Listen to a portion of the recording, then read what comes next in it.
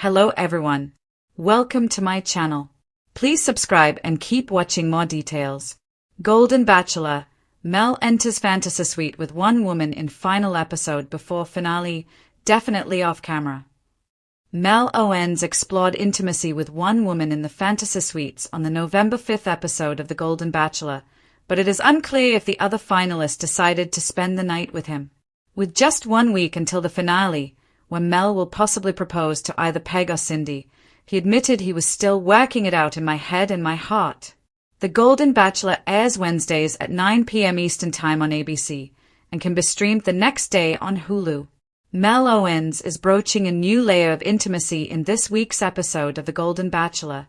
With just 1 week left until the finale, it's time for Mel, 66, to explore his connections with Peg, 62, and Cindy, 60, behind closed doors. While he still hasn't told either of them that he is in love, he hoped to express how much he cared about each woman as he admitted, "It's possible I can be engaged in a week." "I'm not going to push it," Mel said. "I'm just gonna let it happen naturally. This is the way I am.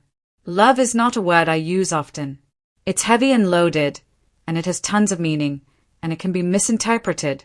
I've only been in love one time, and we got married, and I got my heart broken. So I won't tell someone I love them again, just to say it." His first date was with Peg.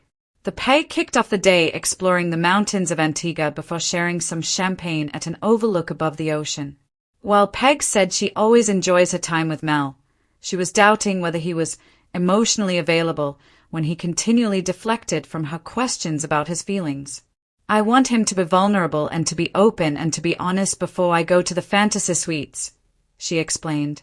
At dinner, she decided to try to dig deeper with Mel and asked him directly how he felt about her.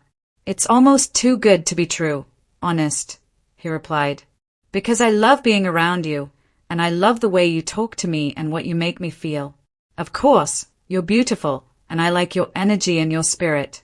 I really do." Peg ultimately accepted the overnight date in the fantasy suite, which both she and Mel were looking forward to. "I'm feeling so hopeful in the way she talks to me and the way she looks at me. That's love," he told cameras. In her own confessional, she said that she felt more assured. "I am so excited to spend the night with Mel. The feelings are definitely there. The emotions are definitely there." The next morning, the two lay in bed and teased about what went down when they were alone. "Don't give away the secrets," Mel joked. "Yeah, that's definitely off camera.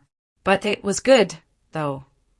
Peg agreed, adding that they had a good conversation and she saw a different side of Mel that highlighted how similar their lives have been. "He makes me feel safe, he makes me feel seen, he makes me feel heard, and those are the things that definitely will deepen a connection with somebody," she said. "This is a big step for me. It's been a long time since I felt like this. You know, it's been years." Last night exceeded expectations, Mel also admitted. "Waking up this morning, you could see the sunrise. It's a perfect morning with a perfect woman."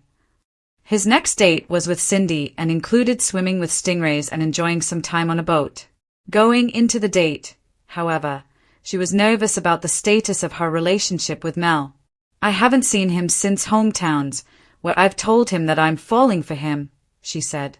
"I've imagined Mel getting down on one knee a million times, but I know Peg is somewhere here on the island too, and every minute that I'm not with Mel, I wonder if he's with her. That doesn't feel great. With overnights happening this week and another woman involved, that's really where I've been hurt the deepest in my life. So it's scary not knowing how he feels about me." Mel, on the other hand, thought he had a pretty clear idea of their connection. "My feelings for Cindy are strong, and every time I'm with her, my feelings grow stronger and stronger. I feel like she would be perfect for me. There's a certain chemistry and energy with her, and I feel amazing when I'm with her." Later that night, Cindy took the opportunity to ask Mel some important questions, including why he was so uncertain about which woman he wanted to propose to in just a few days. "Is there something in particular that you're like? Between the two of you, this is what I'm considering," she asked, to which he responded, No. It's just difficult. I've never been in this position before, so I'm still working it out in my head and in my heart. I know the time is quickly coming to an end, but that's the truth. Continuing to push back, Cindy wondered where they stood if they took Peg out of the equation, but Mel's answer was still satisfying. I just think that no matter what, the relationship would have to develop over time, he explained. There's still moving parts, right? So who knows? You don't really have questions for me, and I've grappled with that more than I've shared with you, Cindy revealed. What's holding you back? I hate to push you, because it's unfair, but I really would like to know. Do you see a future with us? How are you feeling about us? How do you feel about me? For me, the chemistry with you is off the charts. Mel told her it just takes time for him to reach the point she wants him to be at, going on to reflect on the way his past relationships have impacted his resistance to jumping into marriage. While Cindy understood his natural instinct to protect himself, she wondered if his behavior was also stemming from a lack of connection with her. I've been vulnerable and I want to feel that my partner is excited to move forward with me and to share their life with me, she said. I just don't know what's holding him back. The sea breeze of Antigua whispered of endings and beginnings. Golden-hued sunlight poured across the white sand and gently lapped the edges of the villa's terrace, where Mel sat, heart-thumping, suitcase by his side, waiting for the footsteps he'd been anticipating. Tonight would unsettle his world.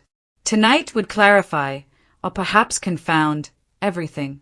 He was 6 but felt something adolescent in his chest, anticipation mixed with fear, hope interlaced with caution. He thought of the words he still couldn't bring himself to say, love.